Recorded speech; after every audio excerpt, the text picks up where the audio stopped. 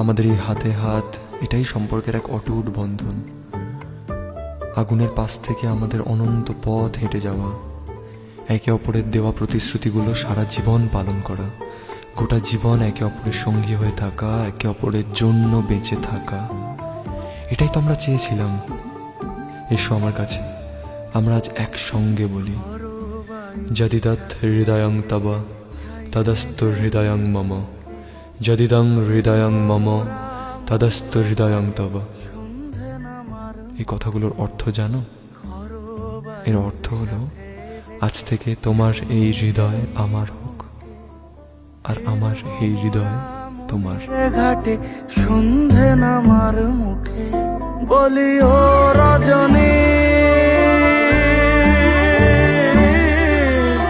বলি ও রজনী, তোর হাতে যে পিয়া রাখি।